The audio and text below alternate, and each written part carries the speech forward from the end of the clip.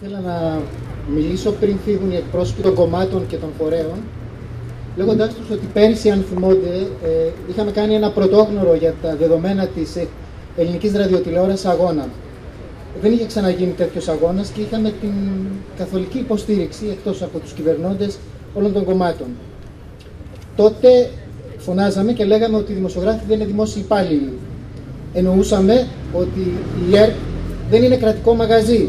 Δεν διεκδικούσαμε μόνο να κατοχυρώσουμε την εξαίρεσή μας από το ενιαίο μισθολόγιο και ότι συνεπάγεται η ένταξή μας αυτό. Διεκδικούσαμε η ΕΡΤ να είναι μια αξιόπιστη, έγκυρη φωνή ενημέρωσης. Να την εμπιστεύεται ο κόσμος. Κάναμε βήματα και νομίζω ότι πετύχαμε ως έναν βαθμό να κερδίσουμε την εμπιστοσύνη του κόσμου. Να αποκαταστήσουμε κάπως τη χαμένη τιμή και αξιοπιστία της δημόσιας ραδιοτηλεόρασης. Δυστυχώς φαινόμενα σαν αυτό με την πρωινή ενημέρωση, αλλά και άλλα φαινόμενα παρόμοια, μας γυρίζουν πίσω.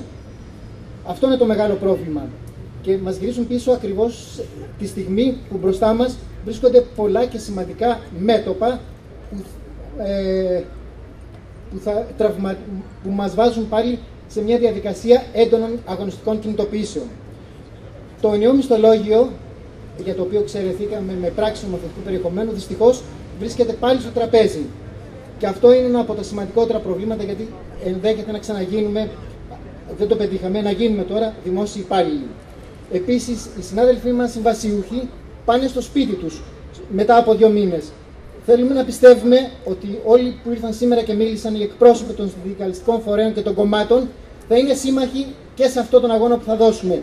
Όπως και όσα είπαν, υποστηρίζοντας τους 2 συναδέλφους πρωινής ζώνης, εκφράζονται, αποτελούν μια έκφραση υποστήριξης σε κάθε συνάδελφο που καθημερινά δίνει τη μάχη της αξιόπιστης και της έγκυρης ενημέρωσης. Και είναι πολλοί συνάδελφοι στην ΕΡΤ που δίνουν αυτή τη μάχη.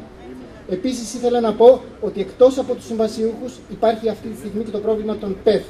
Είναι συνάδελφοι ειδικών θέσεων, οι οποίοι αμείβονται με διπλάσιους και τριπλάσιους σε πολλές περιπτώσεις μισθούς, οι οποίοι έχουν και δεύτερες και τρίτες δουλειές και έρχονται τη στιγμή που πολλοί άλλοι συνάδελφοί μας έξω αναζητούν έστω και ένα πενιχρό μεροκάματο.